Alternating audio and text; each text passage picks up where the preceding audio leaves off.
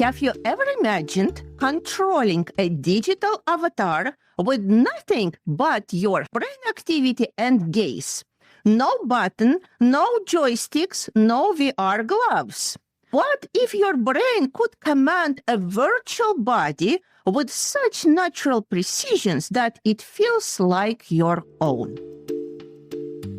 Welcome to a new frontier in brain-computer interfaces where intuitive control, virtual embodiment, and multimodal neuroscience converge. In today's episode of Neurocareers Doing the Impossible, part of our special BCI Award series, we're honored to feature one of this year's standout nominees, Taiga Seri from Keio University in Japan. Taiga's project, Intuitive Avatar Control through a non-invasive multimodal BCI, reimagines how we interact with virtual environments. By combining EEG signals with eye tracking and real-time scene segmentation, his work enables users to control avatars with an astonishing sense of agency and ownership. This isn't just about moving pixels. It's about reshaping the human-computer relationship.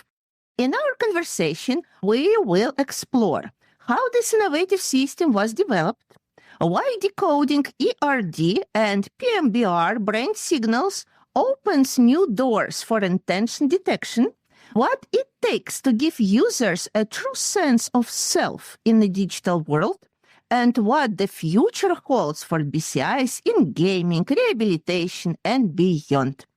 But we're not stopping at the science. We'll also hear Taiga's personal journey, how he found his path into this cutting-edge field, and his advice for aspiring researchers who hope to submit to the BCI Award in the future. So, if you are curious about where BCIs are heading, what it takes to build something truly intuitive, and how young innovators like Taiga are changing the neurotech landscape, this is the episode for you. So let's dive in.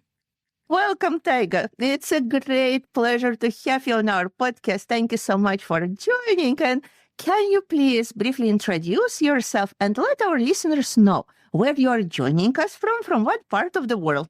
Thank you, Mirna, for a wonderful introduction. So yeah, my name is Taiga Seri. I'm a PhD student from Keio University in Japan, in Tokyo. I'm in Tokyo right now. It's around midnight in here. Yeah. Yes, we have time difference. Thank you. Thank you for joining during this late time. Truly appreciate it.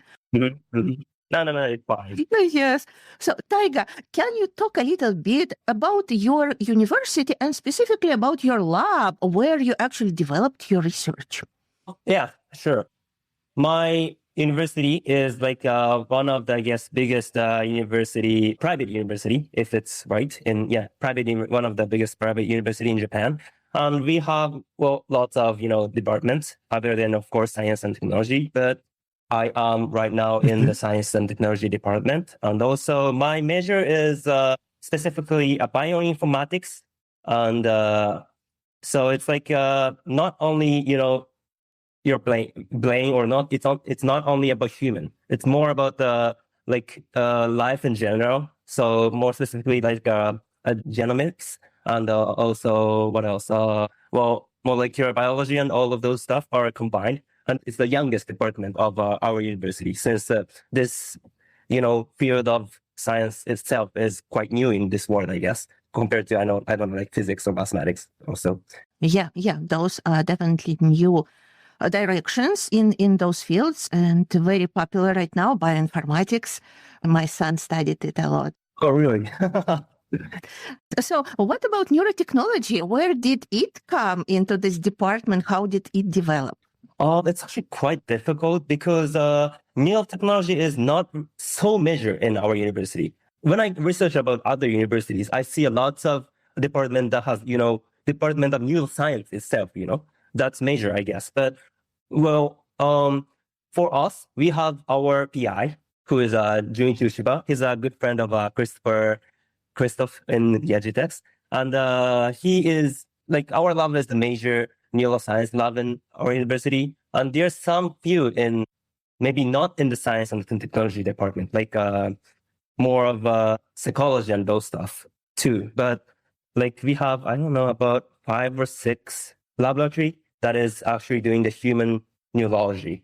Yes, very interesting. Where is your university is located? Keio University. Keio, yeah. In what part of Japan? Oh, it's in Tokyo. Beautiful, beautiful city. Very, very well known around the world. Yes. Oh, have you been to Japan? I haven't, but it's definitely on my list. Good to hear that. Absolutely. And can you tell a little bit more about your lab? You already mentioned your PI. You are working there. What are the main directions of this department? What does it investigate? Okay, so because I think one reason is that it is a new department, but I guess many PIs are directing different directions actually when we specifically look into it. So I would like to explain deeply about my PI's direction just in case. So our lab name is Laboratory of Neuro-Rehabilitation. So we are focusing on, of course, human and brain, but also it's more of a rehabilitation of like a stroke or Parkinson's disease, and also generalized dystonia and those disorders. It's very, very interesting and very applicable. Yes, people still have so many problems after stroke, especially with motor rehabilitation and with speech. So you are definitely contributing to the field that is very much needed. Can you talk a little bit about specifically your project that was nominated for the BCI Award in 2024? I mentioned that our lab is about rehabilitation. Actually, I'm doing a little bit different stuff, which is actually visioning the rehabilitation future. But at this moment, I'm more focused on embodiment. Have you ever heard of the term embodiment? Yes. You do? Yeah. Yes. So just in case to explain to the listeners, it's about whether you recognize yourself or your body as your own. So of course, when when you're like perfectly healthy, we can of course move our body in with our intention, perfect 100%. But that's because it's our body and our brain and body is perfectly connected. But when you think of moving external devices, for example, for the people who are having disorders, physical impairment, and can't move their own body, they need to move, something other to support their life or distinguish their life, right? So when people tries to move those external devices, I wondered how those embodiment is shaped towards those external devices. That's the beginning point of my project. Mm-hmm. How did you get interested in this particular project? In general, how did this interest in BCIs, in embodiment specifically, develop for you? So my, let's say, beginning of this journey is middle school, I guess. When I was in middle school, I encountered with this scientific novel that is, so famous in Japan, and some of the people in foreign countries also know, but it's like about you wear the headset. It's just a headset. It's like nothing too very invasive or something. Of course, it's science fiction novel, but when you wear this helmet-like device, you can fully dive into the virtual world, which means it's not like the VR goggle that already exists in this world right now, but you do not have to move your body at all. And so all of the 5 senses are lubricated in this virtual world. So you're not actually eating something, but you feel like you're eating something. You're not actually shaking hand with your friend, but you do feel like that. And you are intending that. That's the wonderful world that I dreamed of.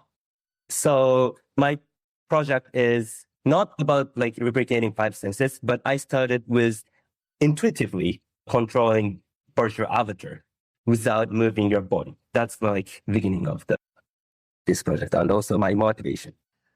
Yeah, that's amazing. And we've just talked about this. I took the interview from a science fiction writer in our Really? previous, Neuro Careers podcast, because I truly believe that so many ideas are already out there that can motivate us to do amazing things. Yeah. Yes. Can you maybe mention the name of the book, maybe for people who are listening from Japan who knows Japanese, and in general, it would be good to know. Yeah. So it's the science fiction novel called Sword Art Online.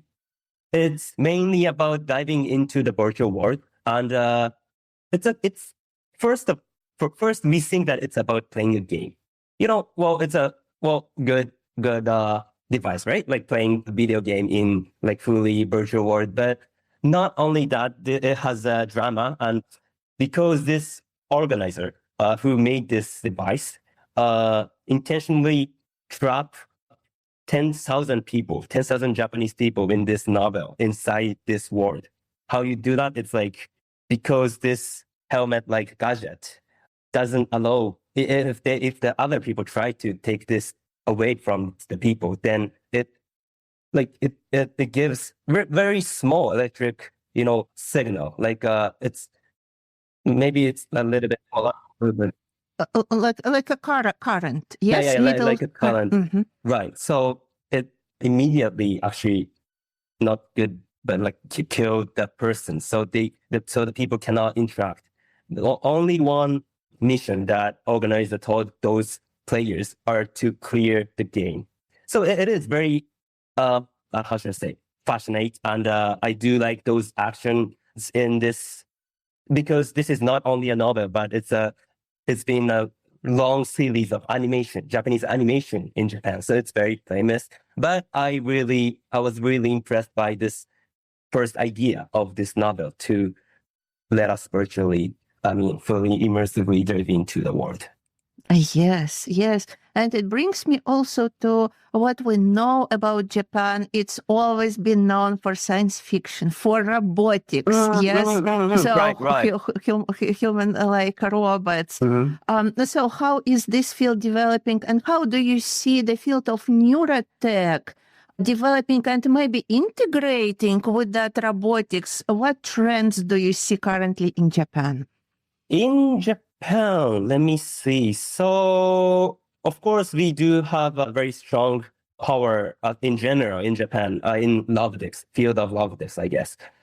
But I've never heard of this particular technology to let us fully dive into the virtual world yet.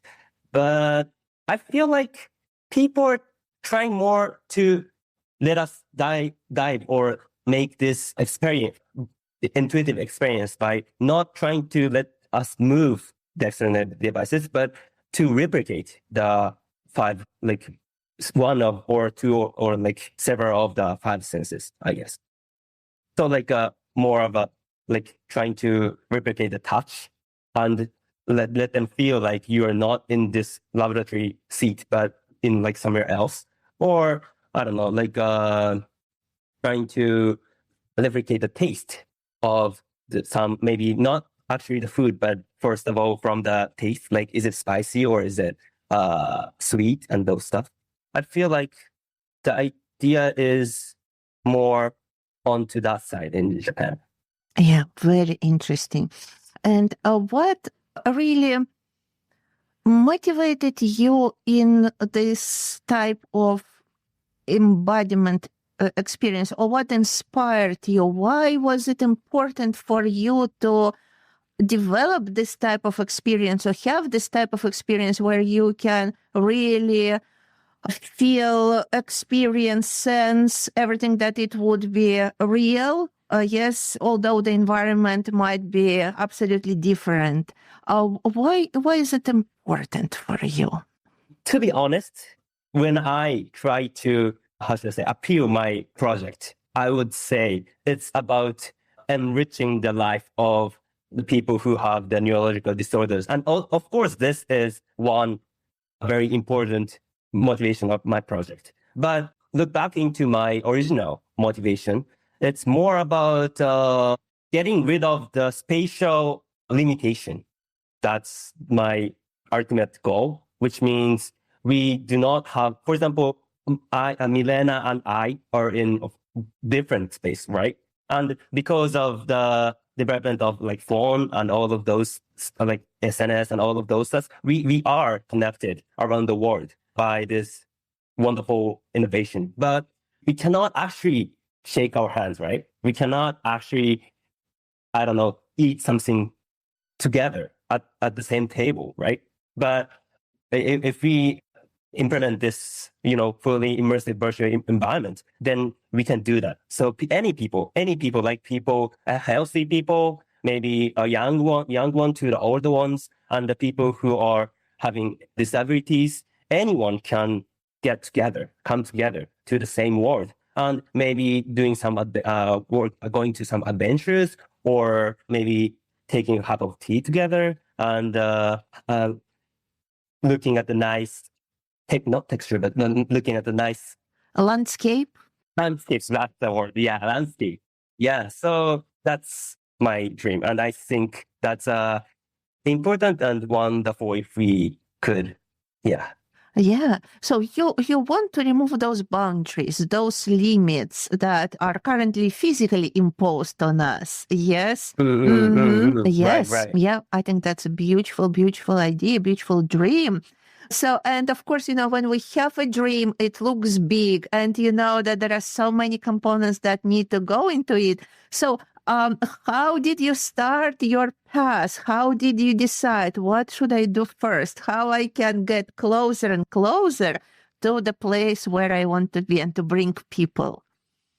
So, as I said, that technology has two components, I guess. So it's one to try intuitively control the external devices. I mean, in this case, virtual avatar without any movement in any body movement. And two, secondly, is that replication of the five senses, And well, when I look into this the secondary component, and I thought it is a little bit too fast, a little bit like over technology at this moment in my scope. It's just in my scope, because I don't really know the latest and all of those stuff. But because when I was motivated by this scientific novel when I was in middle school, and I researched the institution in Japan. Well, I couldn't research all over the world, but at that moment, I researched all of the institution in Japan, and I actually met BCI when I was in middle school. So my current PI was already demonstrating BCI at that moment, and when I saw this, I was like, oh, this is what I dreamed of.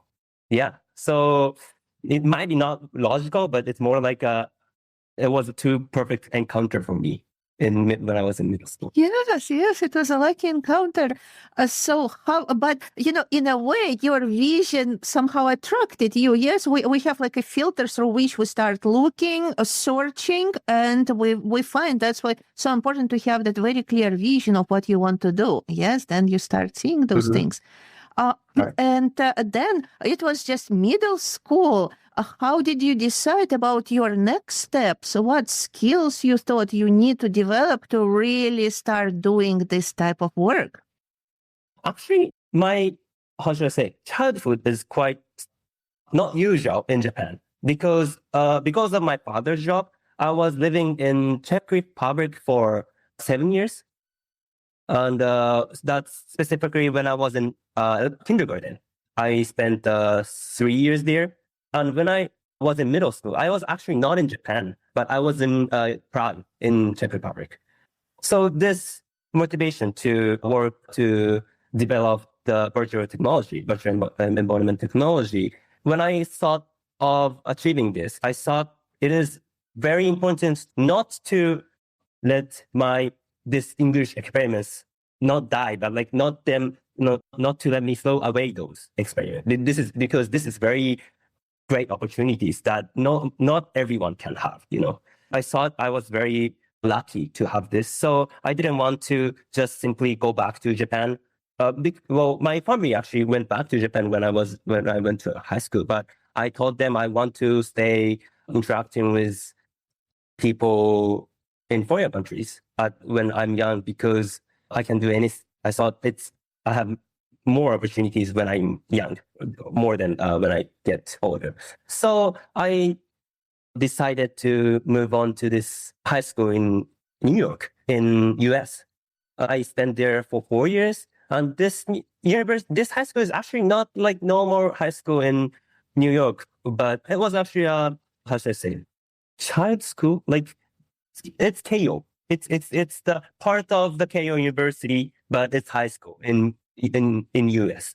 So most of the students are Japanese, but this is because I wanted to in future come back to Japan, not like forever living in other countries, because I love Japan, my country. But half of the curriculums were held in English.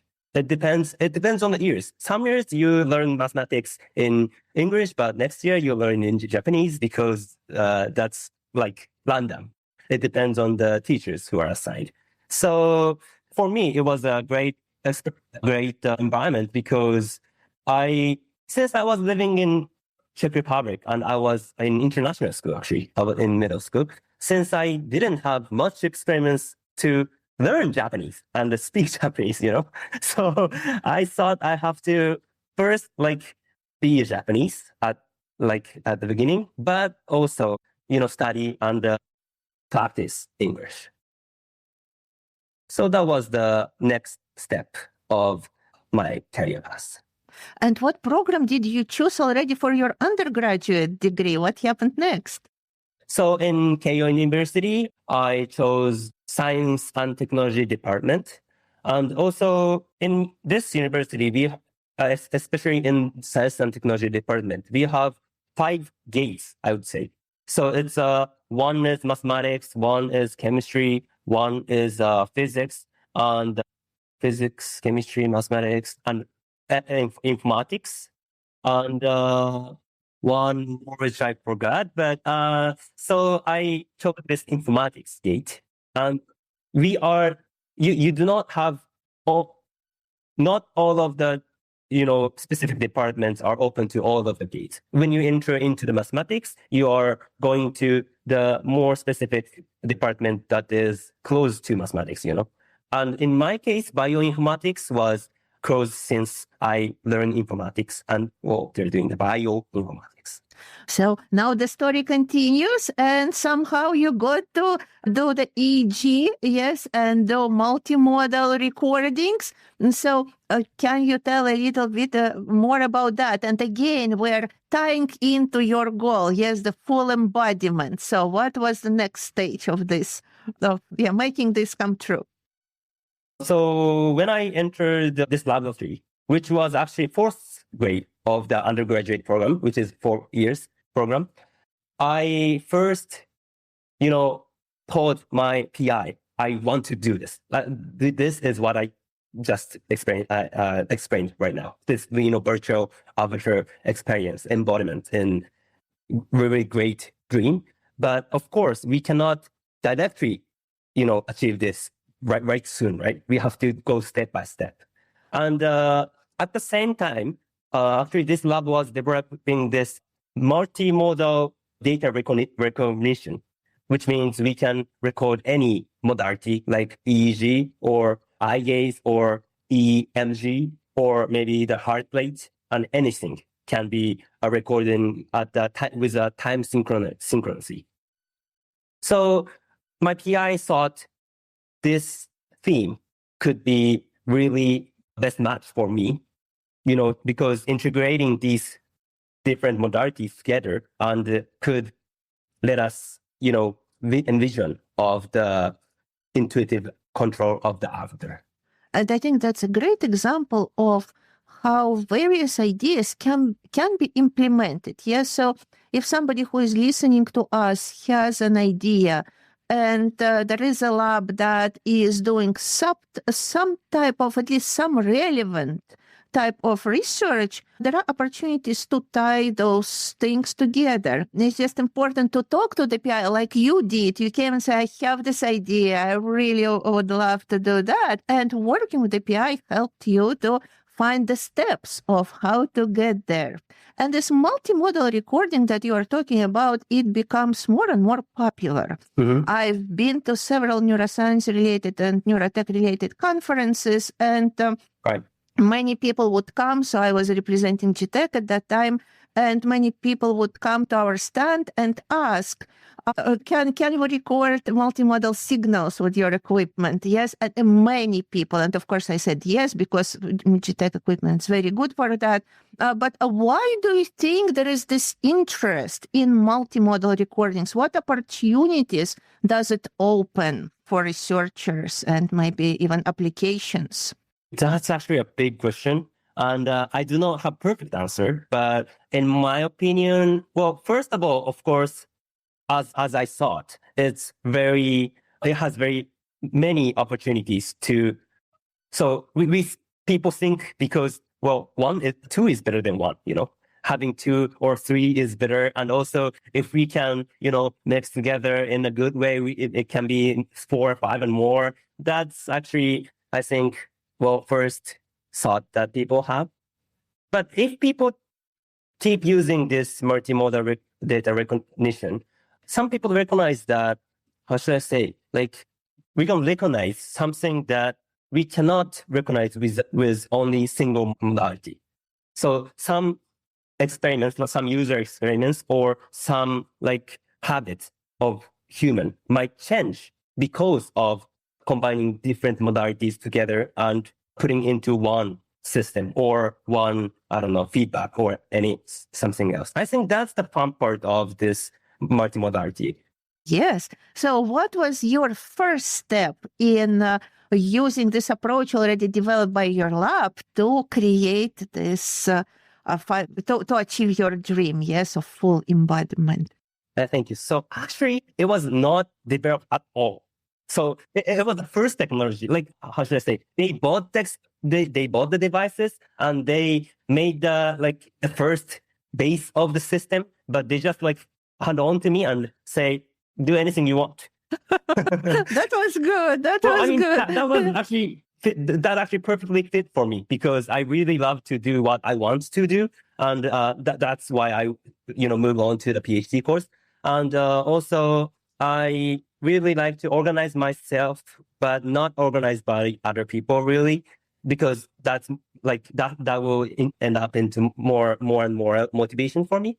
So that was a very good part. And well, yeah, as the PI taught me to do what specifically he said is to, how should I say, to create very interesting experience that people can have.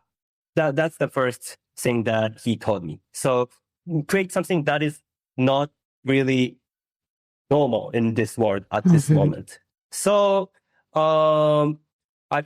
I knew that I knew that eye gaze, which is one of the main modality that this system already had, was very was quite used for maybe the eyeglasses that can read the eye gaze. The eyeglasses that can read eye gaze are used for the maybe PC controllers and those stuff, right? That was already famous when I started this project. But I saw moving your eye gaze and as a result, the cursor moves. That's well, yeah, of course, because you're moving your eye gaze.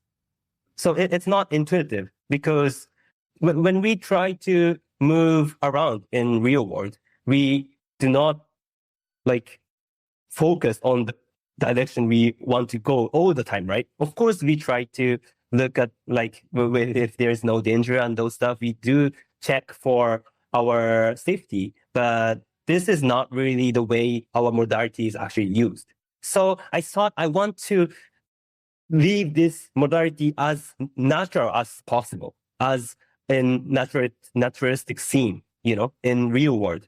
So that was my idea. And because my my lab was all about EEG and BCI, I thought combining these two together and controlling the after, but you are feeling like you are just walking around the real world was my first vision.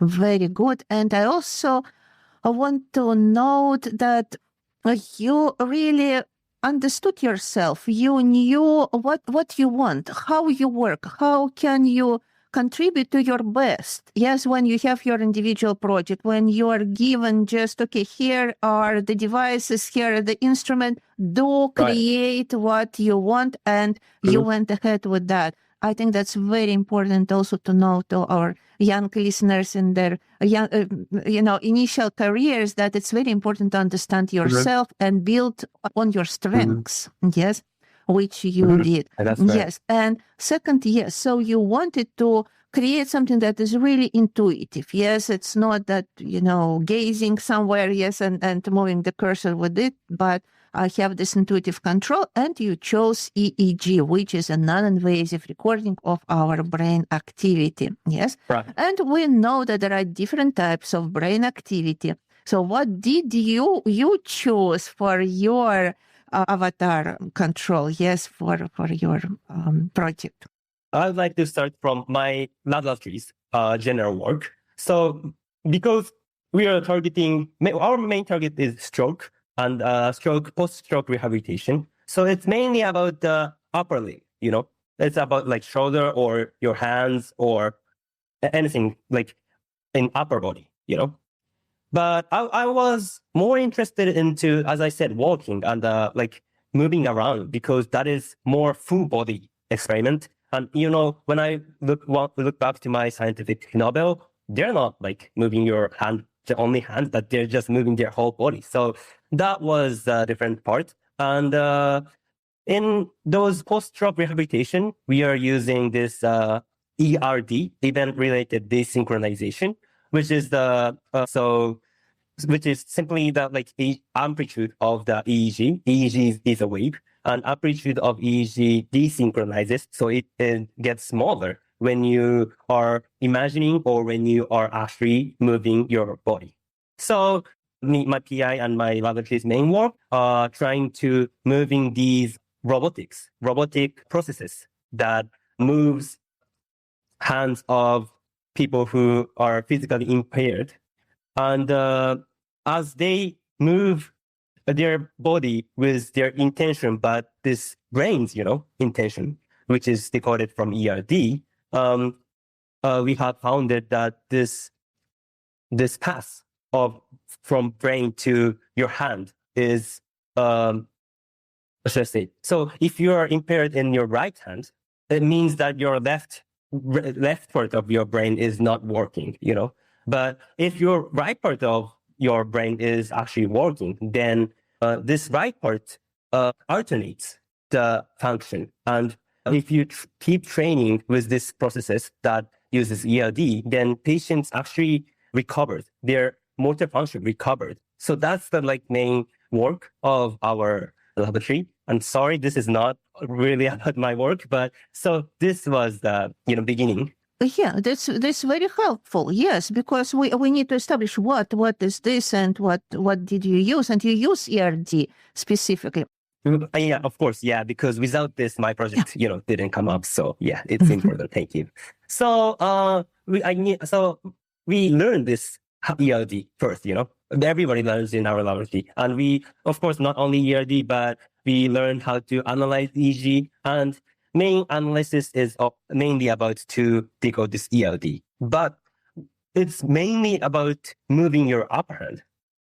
I don't really want to do when you imagine moving your hand, the avatar moves up straight. That's not intuitive at all, right? It's worse than moving the cursor with your eye gaze. So I thought imagining walk is essential. It's necessary in my work. So I researched about gait imagery ERD, gait imagery triggered ERD, and it was not very common, but there were many works at this moment. And so I thought it's very interesting to work on this. And if I were to introduce everything at this moment, then other than ERD, I have this another activity called PMBR, which is a post-movement beta rebound. It might get, how should I say, very complicated, kind of complicated, but it's something you can see after the movement. It says post movement, and it's actually it says beta rebound. So when we focus on beta, it's about the frequency band of the EEG activity. So EEG is a wave, of course, but when we actually focus on the wave, then we know that this EEG is made of different frequencies wave, Well, of course, wave could be, decomposed into different frequency by Fourier transform. But so when we look at that, we see that this beta band is related to the movement, actual body movement, and also the imagery. And PMBR is not really common compared to ERD. Well, this is because it's very spontaneous activity, which occurs right after you try to stop the movement. So, I mean, this rebound does have lots of stuff to, work on and investigate. But, compared to ERD, which occurs while you are doing this imagery or doing your movement, it's a little bit harder to, use.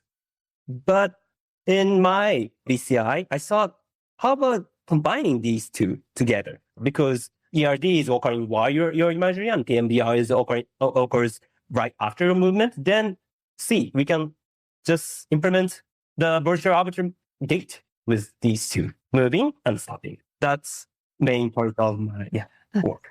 Very interesting. Thank you so much mentioning this PMBR, because I heard about it for the first time. Oh, really? So I think, so thank you so much. And I think for many of our listeners, this also will be for the first time.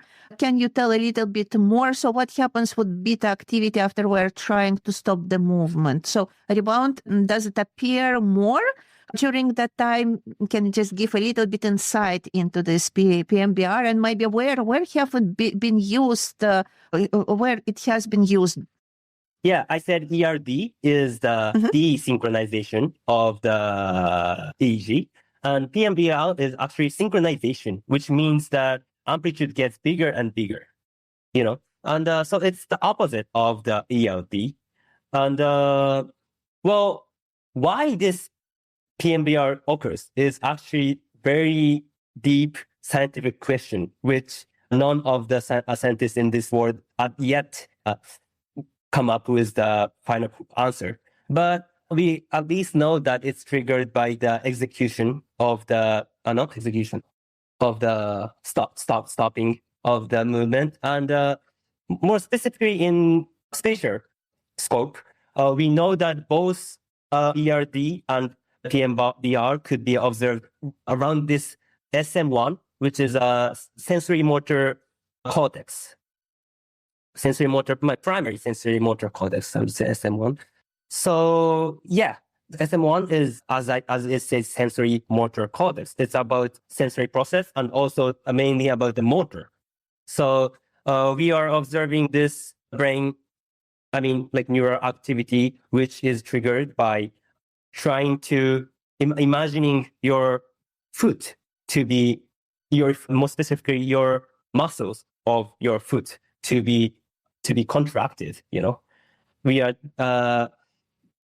decoding this, not actually contracting, but the people's try to contract. We are decoding this from the SM1's ERD and PMBR. Yeah, very interesting. Because we have also event-related desynchronization, ERD that you mentioned, but we also have event-related synchronization. Right. So what is the difference between PMBR and event-related synchronization, ERS? I think ERS is more famous way of talking this, but in my knowledge, I think ERS is more wide in term, which means ERS, you can, when we do the cognitive task, in frontal cortex, we also see this ERS. But, this is different of course, activity, right? Because it's frontal unrelated to cognition, but one is related to motor and it's on SM1. It's different stuff. But they are also both ERS in term. It's more specifically, it's PMBR because it's related to movement. That's, it's the same activity. The same concept, yes, but this is more specific, more narrow related to the movement. Yeah. Got it. Very good. Yes. So how did you integrate it? What were the first results that you achieved with utilizing ERD and PMBR? Sorry, I couldn't get the question. So is that does that mean what was my first outcome of my work? Yes. Oh. Yes. I spent 1 year in my fourth grade undergraduate in this lab. And after that, I spent 2 years for master's thesis. In Japan, we have this, we don't straightly move on to PhD course, but we have this. Yeah, the same for me. Yes, I also spent. Yeah. Mm-hmm. So when I was in undergraduate, as I said, it was very difficult to, develop this whole system first. And so I didn't come up to PMBR at that moment. But what I made was trying to move the after straight by gate imagery triggered ELD, and also combine your eye gaze to move into the direction that you intended. So the after actually couldn't stop at that moment, but move straight to the direction that any direction that you wanted. Yes, and which is very, very, I think, of course, the first step and very important step.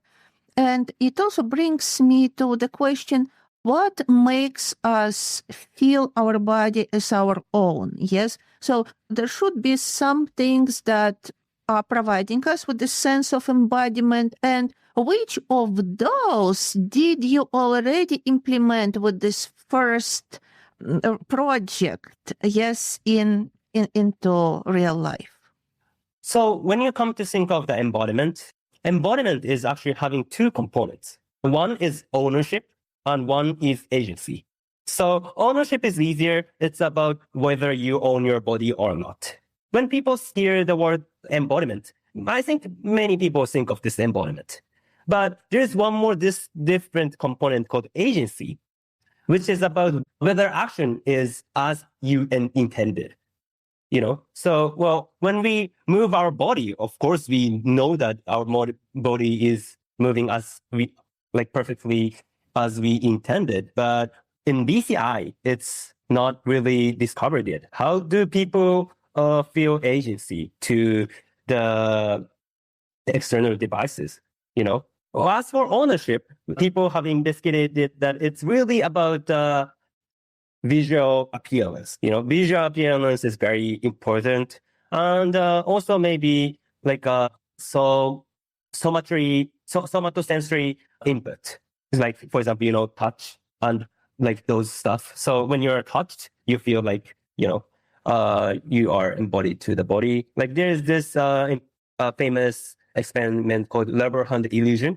So you put this rubber hand in above your actual hand, but you're hiding your actual hand, and you are touched by the far at the same time as this rubber hand is touched. But somatosensory, you are recognizing this action, and visually, you're watching this far moving in your and touching the rubber hand. So when people spontaneously, suddenly tries to bump this rubber hand with hammer or something, then people are like, whoa, people were very surprised, and we can see many differences in many, maybe heart rate difference, maybe skin conductor responses, and you are sweated and those stuff.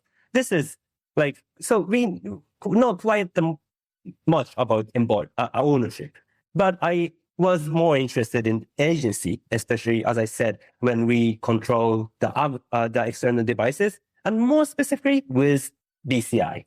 Yes. So what do you think you achieved in terms of this sense of agency with your first experiment? So first outcome of my undergraduate, what I did is to control the avatar with not only gait imagery, but also hand imagery, as I said. And as I said, which is, it feels like not intuitive, right? But I mean, the term intuitive is very vague, and we cannot objectively or physiologically investigate this. So I thought if we can distinguish this user experiments of, avatar movement and imagery is synchronized or they are not synchronized. And as a result, actually, agency was same. There were no difference in agency. So people don't really care about if imagery is aligned with the avatar movement, if they can move in terms of agency. Well, it's not really surprising. I mean, we can understand that. But for the ownership, there was a difference. So although the visual appearance is perfectly same, of course, it's the same avatar, but when you try to move the avatar by your gait imagery, compared to the hand imagery, it was more, people felt more ownership to the avatar. Oh, that's interesting. How would you explain that?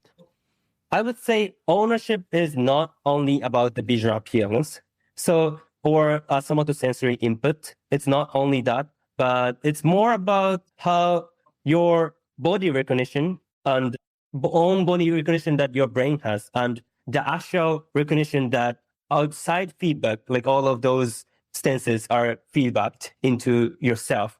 The difference of these two is making ownership lower. And if this difference is like, there's no difference, then I think it's like fully honored. You are fully honoring anything, your body or external devices and everything, I guess. So interesting. Can you describe the avatar? What did it look like, the one that your participants controlled? Oh, yeah. Do you know the game called Fortnite? It's No, maybe you can explain a little bit. Yes. It's a third-person shooting game.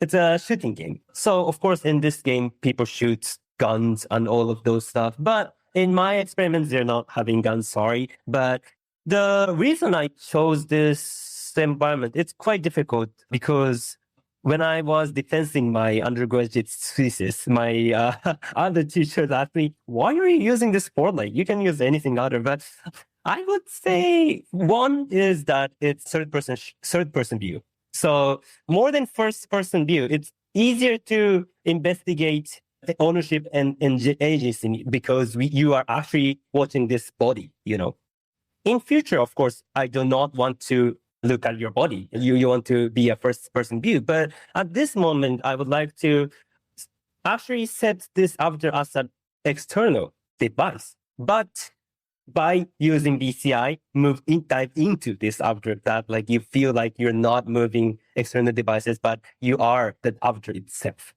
That's the experience I wanted to implement in terms of what my PI said. So I chose this Fortnite. And one more thing is that it is very easy to develop the environment in this Fortnite. They're offering the users to create any word as you wish with free. Like you have no limitation unless you're using assets from Fortnite. So I thought it has a lot of freedom when you think of making very many different experimental environments in this virtual environment. Yes, and I really like how you use, and initially even, yes, science fiction, gaming, yes, your knowledge of games, because obviously you played them, yes, and using all those experiences, yes, to achieve your goal. I think that is so wonderful, yes, and thank you for all the amazing work you are doing. Are there any measures, any behavioral questionnaires that you are using to evaluate this sense of agency and ownership? How do you evaluate, the differences between how people feel in one or another environment? As you said, questionnaire. Behavioral questionnaire is one of the most major assessment tool for the embodiment. And however, it is psychological, right? It's not physiological indicator, and also it is subjective, which means for some people, if there's a scale 1 from 5, for some people like 4 is almost the maximum, but maybe for some people like 3 is the maximum, or it was this. So it's very hard to scientifically discuss about the embodiment using only questionnaires. So that was actually a limitation of my undergraduate study because I was using only questionnaire. But one indicator that I have implemented in my master's thesis, it's almost half, or maybe really big part of my master's work and my BCI Award work. But I use this ERP, which is called event-related potential. So ERP is, it says event-related, and because of that definition, ERP could be anything, which means it could be triggered by auditory cue, or it could be triggered by electric stimulus, or it could be triggered by a visual stimulus, like maybe the screen, maybe there's a circle that is like popping in 10 milliseconds and lightning, and those stuff. And it could be anything, but I specifically focused on auditory ERP, which is triggered by the auditory cue, like pure tones. Why I chose this auditory cue is because I thought it is very easy to combine with this virtual environment. More specifically, I used this ERP by setting a gate that, we sometimes, we not often, but sometimes see gate in real world, right? And of course, we do recognize that we have entered or we have passed the gate. So I thought that if we cue or trigger the pure tone as the auditor passes, we can measure this auditory ERP in a high throughput manner in a virtual environment. And this auditory ERP was known as one of the indicator of the agency. But, in most of the previous works, this cue is triggered by the very simple tasks such as button press.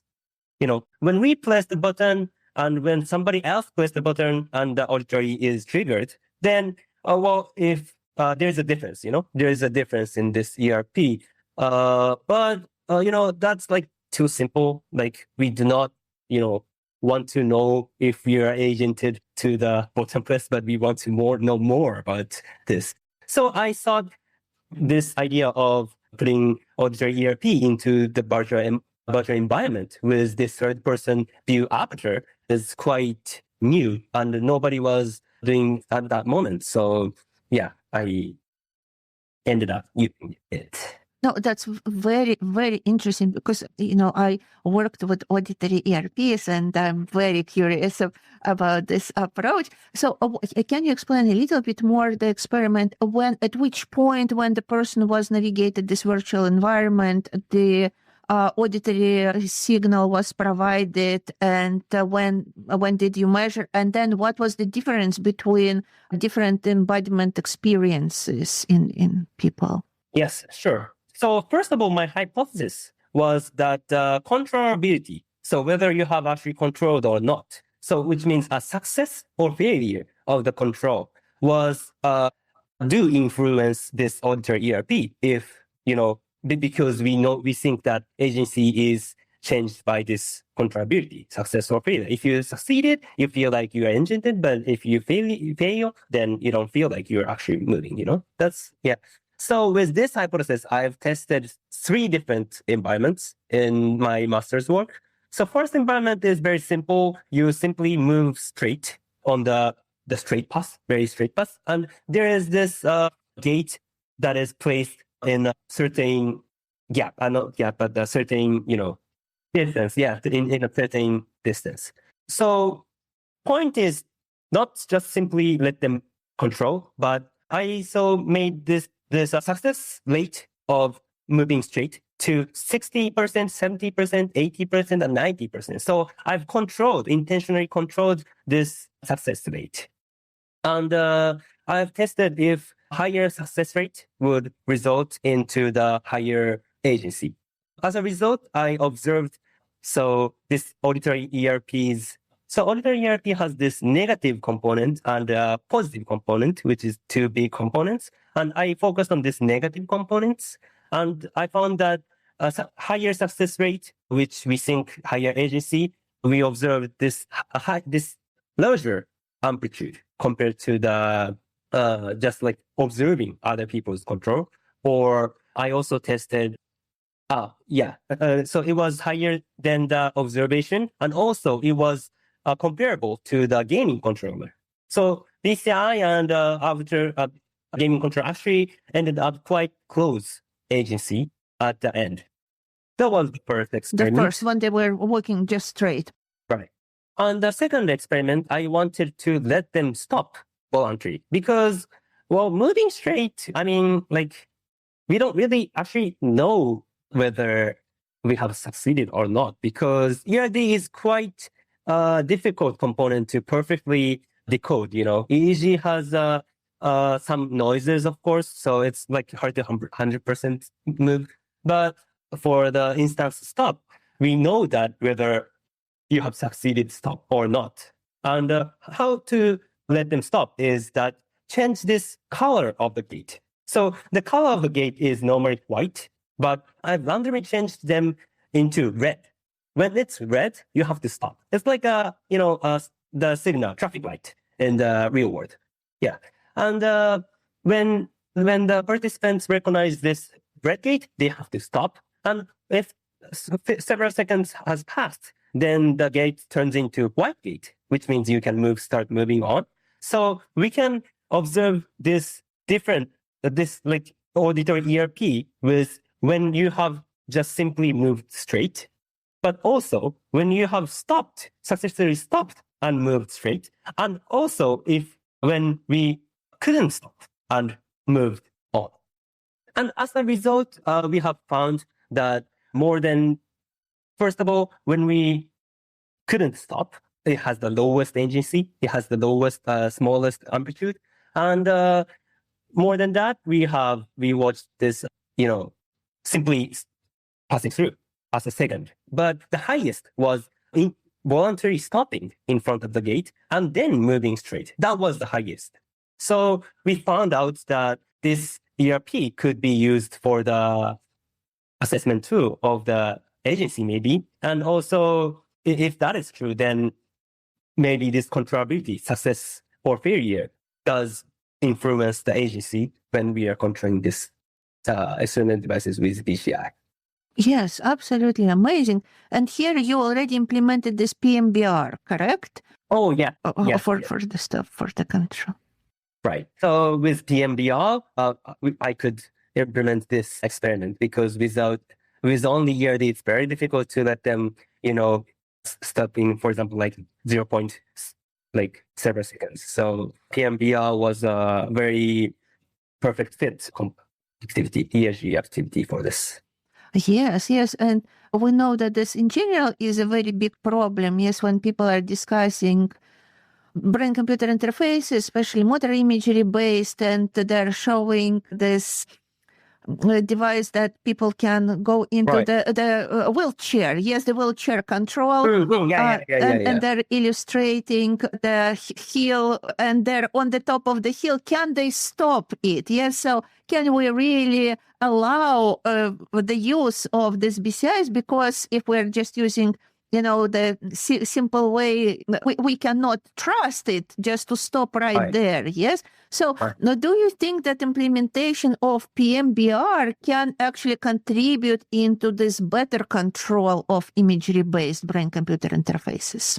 Oh, I definitely do think so. Only few papers that is combining ERD and PMBR. There are many papers that it's doing only ERD and only PMBR, but I think one reason is because it is quite difficult to, combine in terms of concept of the experiment, and also not the concept, what we want to see in the experiment, and also the naturalistic storyline for the participant. But this avatar control, I think, almost best fits for the combination of these two. Yeah, that's wonderful. So what was that final project that you submitted for the BCI Award? Oh, thank you. So, well, this was quite a lot of the what I have submitted, but more than that, my third experiment, I said we have three experiments, and my third experiment was about, so we have first experiments moving straight, second experiments stopping, voluntary stopping, and lastly, I've tested turning at an intersection to the intended direction. So in real world, we do not only move and stop, but also we choose which way to go, right? For example, at an intersection, when we drive, when we also when we walk, we always choose which way to go. So I thought that selection of direction is very important. And in undergraduate, I already used eye gaze to move the avatar into the direction, but this development was like when you look at the direction left, avatar goes to left, and right, avatar goes to right. But that's not really intuitive, as I said. So I've implemented this machine learning decoder that estimates which way the participants wants to move on from the unconscious eye movement that we recorded when people are using gaming controller to naturally move the avatar.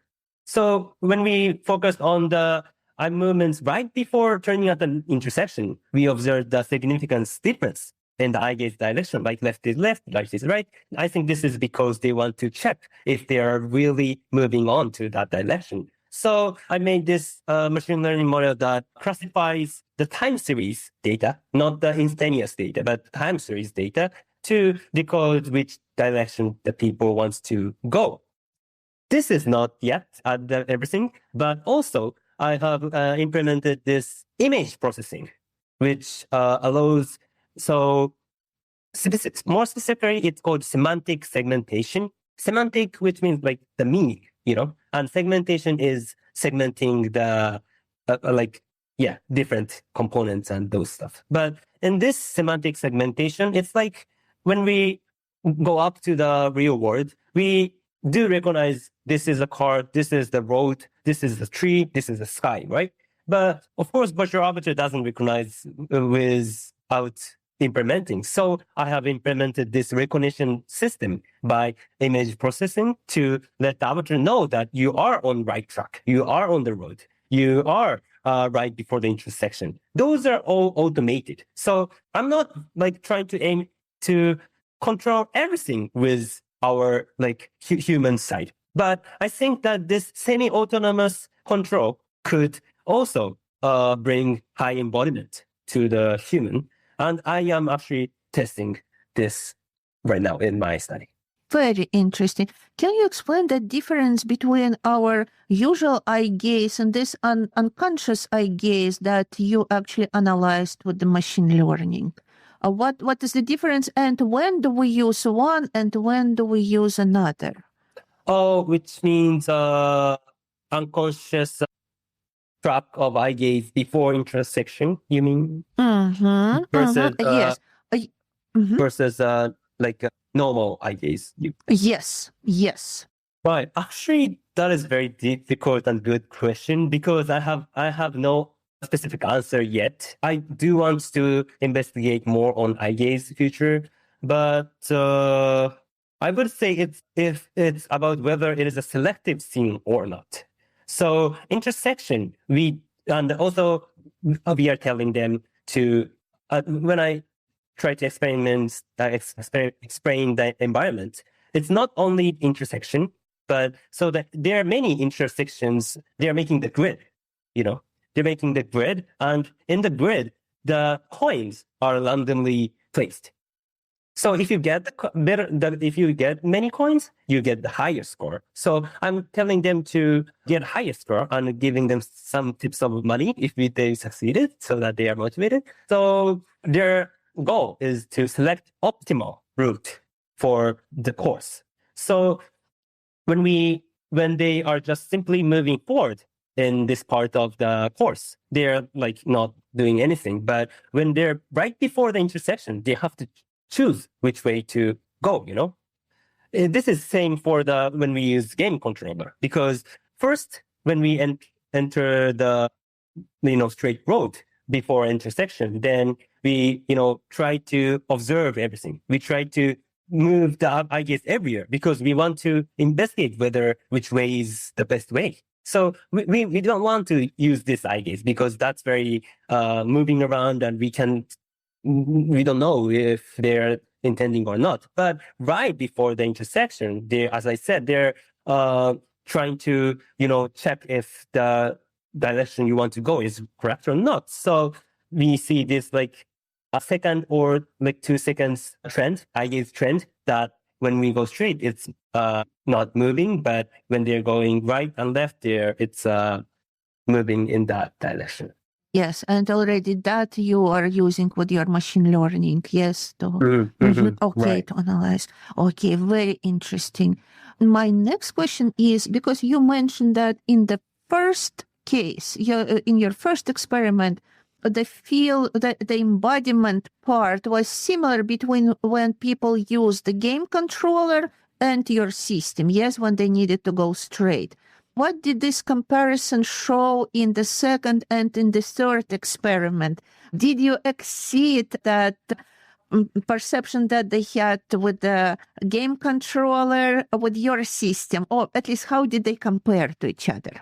So for the second experiment, which you can voluntarily stop, compared to when you failed stopping, and also when you just simply passed the gate, gaming controller won compared to this. But when people have voluntarily stopped in front of the gate and moved on, it actually exceeded the gaming controller when we compare specifically those two components. I'm discussing this because when we're using gaming controller, it's normal for them to just stop. I mean, it's not stop, but it's just like they're not they stop moving this, trigger. When they want to move on, they press this trigger onto the straight, and when they don't want to move on, they just stop touching it. So that is very efficient as a controller because it's controller. But compared to that, intentionally trying to stop your gate movement and actually you have successfully stopped, that brings higher agency compared to just, succeeding controller and gaming controller. That's my discussion. That's all. But if my question is, what would be if we would have an actual stop on the game controller? Yes, if we think that might be, we need to have a control for that stop. What would be the comparison? Yes, it's just something to think about.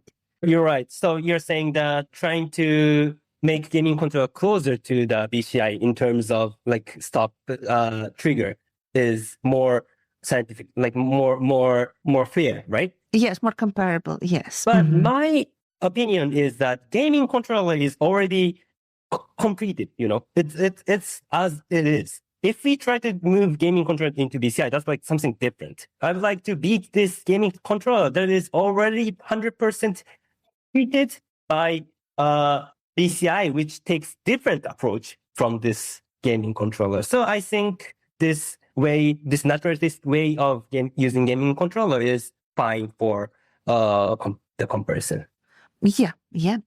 Yes, very good. And what about the third experiment? Oh, for the third experiment. Yeah. Thank you. So actually, I right now doing the rest of the experiments, because for first one, I had 32 participants. Second, I had 28, but I only had 8 participants. For the third one, that is because I didn't have much time for my master's work. But as for that 8 participants, only for that 8, but we observed many interesting results. And one is that when we compare from failure of the choosing direction, which means people intended right, but the object actually moved straight or turned left, compared to those failure when they have successfully turned at an intersection, when they intended left and they actually go left, when they intended straight, they actually moved straight.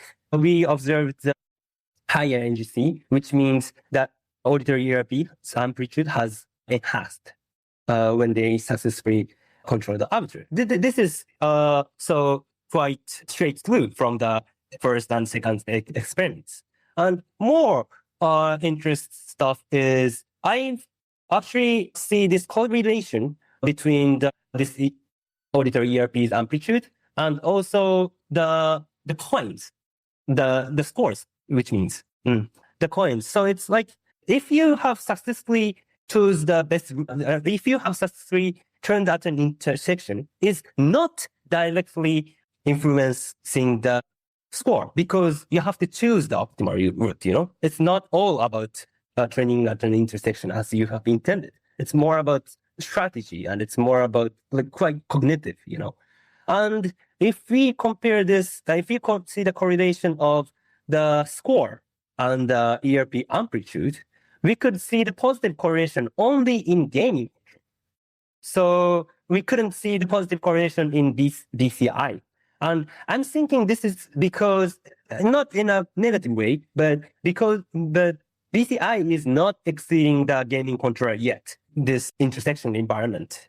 So gaming controller is more usable, easy to use. And that leads the people to make better strategy compared to BCI, which you are not really used because I just call the people and just tell them to please do it in 4 hours in those.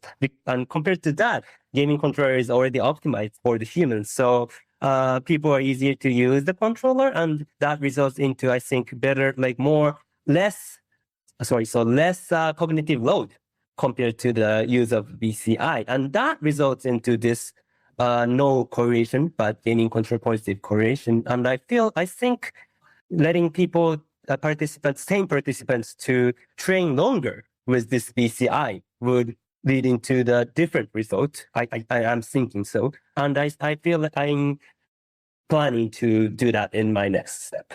Mm-hmm. And are they all experienced game controller users, or there is a different level of their experience? Do you take this into consideration when you're recruiting people? How does it work? So I am actually recruiting the participants who have only who have experience of gaming controller before. But it's very difficult to perfectly keep the same level because people don't really know how long they have played the game. But at least I am not calling the people who have never used the gaming controller. Yes, I understand. And my next question is, if we look at your overreaching goal, yes, to create this fully embodiment system, and the work you've done so far, yes, so what are your results and how much you still need to go and what you're planning to do to get to that stage where you have this full embodiment control system? Mm-hmm. Thank you. So yeah, I do have lots of things to do left to reach the goal. But I think when I would say what is the the achievement of this work, I would say that I have found not new, but novel bioindicator, no neurological indicator of the embodiment, specifically agency. And I think this is very important because when we are embodied, if we don't know if you are embodied, then we cannot even discuss if this experiment is very good or not. This is my whole concept of not the big goal, but as a neuroscientist, this is my, first career goal for me to establish neurological indicator of embodiment. And I think auditory ERP is almost the best indicator for the agency. This is not enough for the ownership, which is another component of the embodiment. So my next step, which actually I am working on, is to use, Apple Vision Pro? Mm-hmm. The VR, not the VR Go, but they're saying spatial computer or something. But this actually makes very interesting experiments, which is so they can turn our hand into robotic hand at anything because this has all of those tracking system and everything. So I feel like I'm thinking of intentionally weaken the ownership by doing this because the visual appearance differs. They don't feel like they're not embodiment, they're not honored. So I'm trying to investigate another neurological indicator for evaluating this difference in embodiment when they have this different visual appearance. And I'm still getting many ideas from the papers. But I'm really interested in the peripersonal space, which is a space, three-dimensional space that you know that you can reach your hand to interact with anything. So there are this many work that shows that this space get smaller when people are not embodied to they're not feeling the ownership to the body. So I'm thinking this is the key to my next step. Yeah, that's amazing. That's absolutely beautiful. What would you say was the biggest challenge in all this project that you've been doing so far? Actually, that is the most difficult question I have today. Challenge, because I really like science. I really like research. So I don't really feel like it's a challenge. But if it's about technological challenge, I thought implementing this semantic segmentation, which is like perfectly different from our lab. It's more about computer science, right? It's not really about neuroscience. So I went to the internship to the company, which does lots of machine learning to learn about this image processing and all of those stuff. And that was actually the point my study has get the uniqueness of my study. And that was quite a hard part compared to before doing that, which means without having any no knowledge about machine learning and everything, and learning at least of them to implement that model. Yes, yeah, and I like again how you approached it. So you wanted to implement it, and you found the internship to learn about it, and you created that part, integrated, and yes, it's very innovative. Yeah, thank you. And how did you decide to submit this project for the BCI Award? What motivated you to do that? Oh, when I entered this lab, and when I was an undergraduate student, my associate told me that this BCI Award is something that in like 3 years or 4 years, each 3 and 4 years, my laboratories made somebody is trying, challenging this BCI Award. And my professor said that your work could be quite like matching to aim this. And when I actually saw this BCI Award from in the web page, that was like 2023 or 2022, but that was Hawaii, I guess. And when I saw the in-person ceremony held, and I saw like, oh, that's cool. I want to be ceremony. And I'm really glad that I was indeed nominated to the BCI Award. Yeah, what would be your recommendations for those who are maybe listening to us and thinking, oh, maybe I should submit? So what would you recommend to them? Oh, is that like maybe tips or yes, yeah. Mm-hmm. I think so. That was what I said right before is my motivation. But when I tried to be nominated in BCI Award, I thought it's not really an easy path because when I was like not 100%. And of course, nobody's 100% sure, but I was not really sure if I can be nominated because all of these past works are amazing, especially those like top 3 works are like tremendous amounts of like money, people, and also the like knowledge and everything is placed. And also they have succeeded, Without succeed, I think they cannot publish, they cannot get an award. And I'm really respecting those works. So, which means if I want to be achieved, I have to really prepare for that. And that preparation more specifically is to learn your opponents. So I watched all of those movies that is on the YouTube, on the BCI Awards, and I discussed with my PIs and the professors what is the like basic requirements of the movies. I mean, everyone there's no really limitation without like 3 minutes of the timelines, but there should be some like requirements that without them you are not. It is very difficult to pass. Like so, the baseline of the movie. So I first came out with this baseline by watching them, and after that, I tried to make this appeal point of my work that this is none of the other people who have tried to be nominated couldn't achieve. That only my uniqueness. I tried to find out this my uniqueness, and that was I would say this virtual avatar and virtual avatar. I actually made this movie of person, the sort of participant from the back, and also the screen, gaming screen of the avatar moving, and also the time frequency analysis and topography. I mean, time spatial analysis of at the same time in real time without like so it's one trial really real time movie data.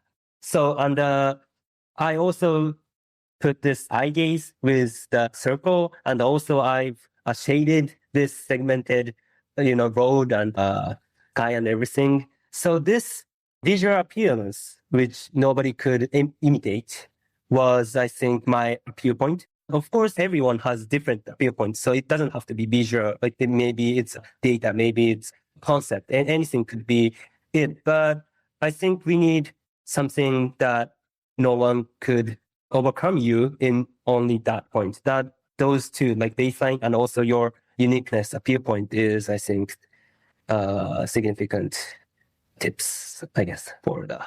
Yes, very good. Thank you for those points. And I agree, uniqueness. And I think if you find this, nobody can compare, yes, to that because it's unique. Right. There is no comparison. Yeah, very good advice. And where your next career steps are heading? What are you planning for your career in the future? So I'm having this PhD course for 3 years, not 5 years minimum, 3 years in minimum because I've done my master's work. And I'm thinking of doing PhD course still in Japan. Well, I have already started this. And also it was difficult for me to start PhD course in foreign countries because of the budget problems. So, I mean, if I had opportunity, I did really want to go, but I still think it's good because it is compared to, for example, like US very big university. I think it's very hard to get the PhD course, it's very hard to defend. And because people are not only the like middle school, high school, university, master. It's not like that. People from any age, I think, comes and competes. So, but compared to that, in Japan, most of the people are, from the masters, and from before that, it's undergraduate. And before that, it's high schools. It's not so like that. So it's compared to that quite easier in case to get a PhD position. So after getting PhD, I would like to study as a postdoc in foreign countries, especially the institutes that are having invasive approaches. This is not because I think invasive is better than non-invasive, but I want to know both of them. I want to know both of them, compare I think both of them has merits, merits and demerits. And after knowing all of those, I would like to select if I want to keep working on non-invasive to let the healthy people have these entertainments and those stuff, or maybe move more onto the invasive and more of the participant-centered study. I'm not really decided yet, but I want to enlarge my opportunity. I want to have many opportunities in future. So I'm thinking studying abroad is necessary for that. And luckily, I have this national research fellowship from Japan in my doctoral course for my 3 years. So I do have budget now. So I want to study maybe half a year or more in different institutes. This is not only to as an appeal to when I get to postdoc, but more of a interacting with people outside of my laboratory, because I'm staying in this laboratory for quite a long time. So I want to see many people. This is advice from the professor who I met in the campus. And I really thought that is really correct. And I do want to see another people and also see maybe different technologies and get inspired with them. That's so my latest goal would be to study abroad while I'm in this PhD course. Yes, yeah, I think you received great advice. Of course, you are always welcome. I have free neurocareers consultations. You are welcome to come. Yes, absolutely.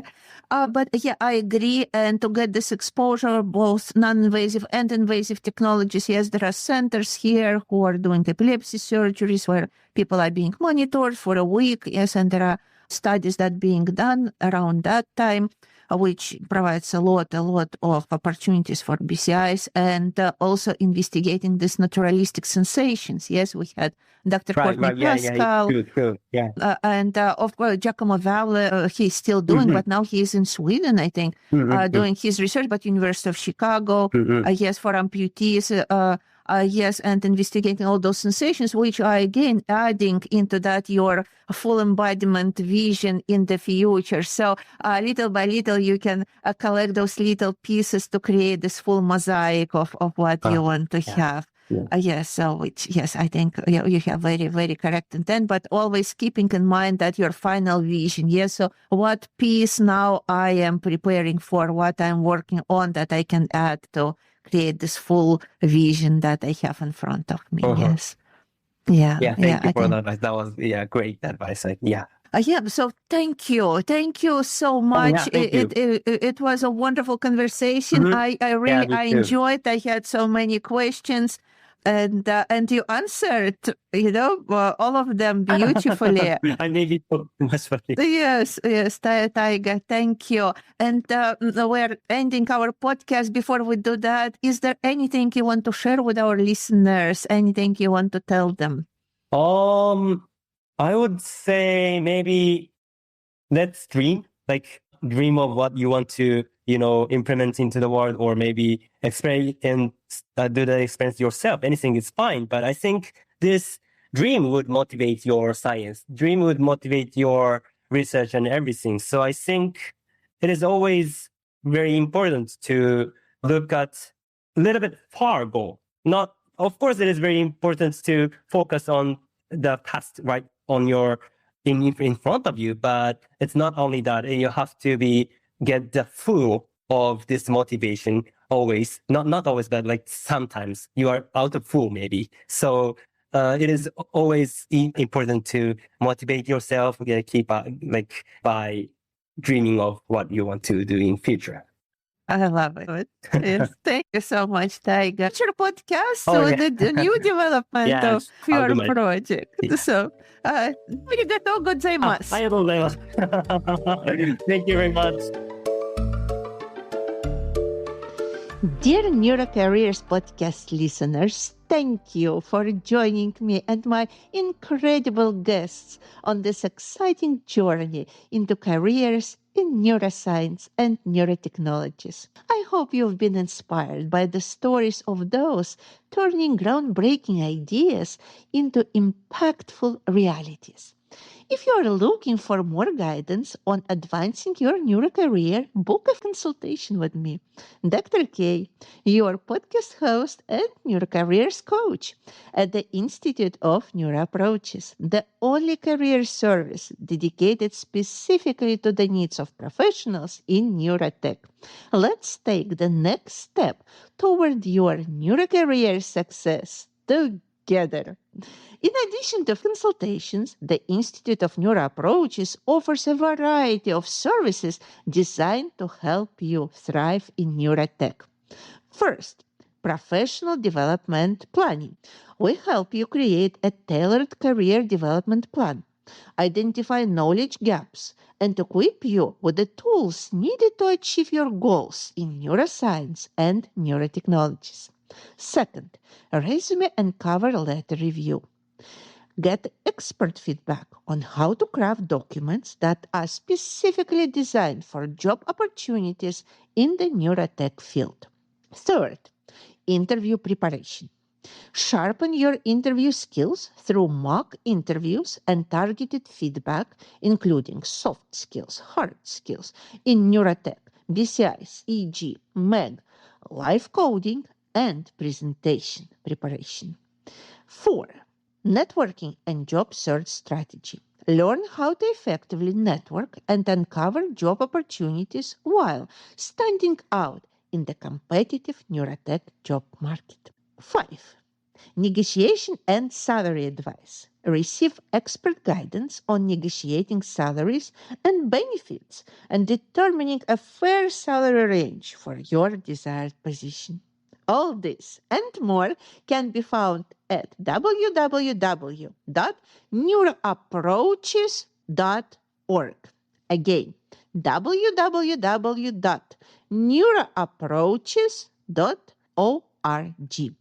So, what are you waiting for?